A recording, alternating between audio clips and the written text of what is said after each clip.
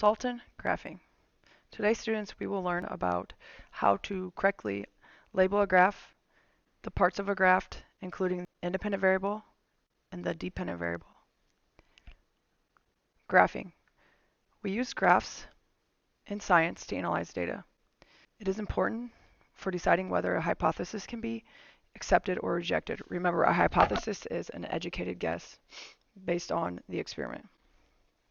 What does Sultan mean? Sultan means scale, unit, label, title, accuracy, neatness. Okay, so an independent variable is the variable that we change in the experiment, what you know before the experiment. So let's think about plants. If I were to place one plant in front of the window and one plant across the room away from the window, that would be my independent variable. My independent variable is the one item that you will change. So one of the plants is going to get lots of sunlight, and the other plant is going to get less sunlight because it's further away from the window.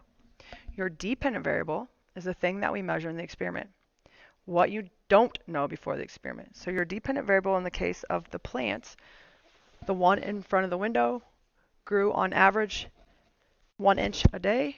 The one farther away from the window on average grew half an inch a day. So you would be able to measure or collect data on the independent variable is placed on the x-axis of the graph. The dependent variable is placed on the y-axis of the graph. So keep in mind that your x-axis is the one that goes horizontal or side to side. And your y-axis is the axis that goes vertical, which means up and down.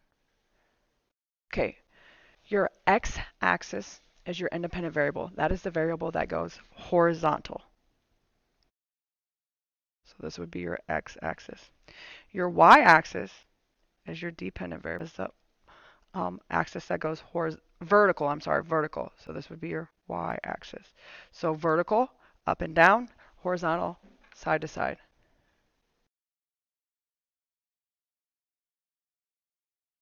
Scale.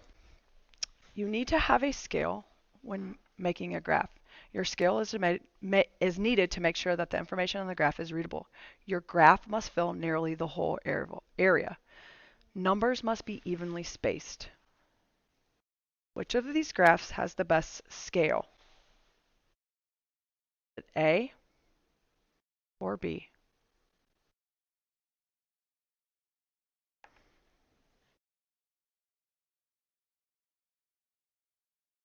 Fill nearly the whole area.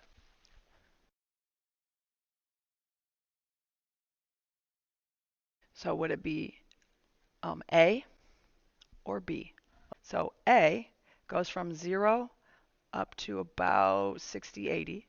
And graph B goes from 0 to about maybe 5, and then it levels out back to 0. So which one of these graphs has the best scale? We would say A, because A nearly fills up the entire area.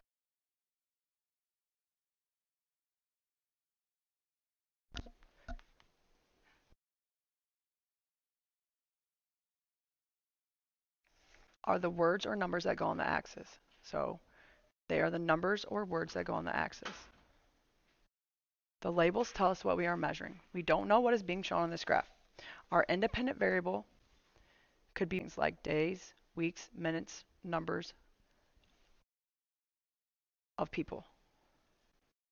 The title tells us what the graph shows. So in this, the temperature of the water versus the time.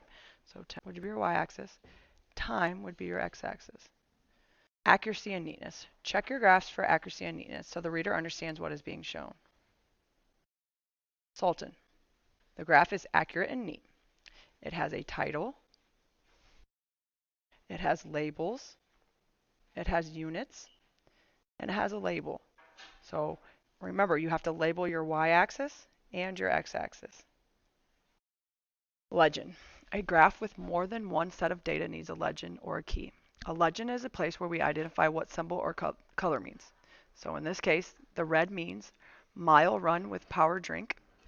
The yellow means mile run with water. Sultan Graphing.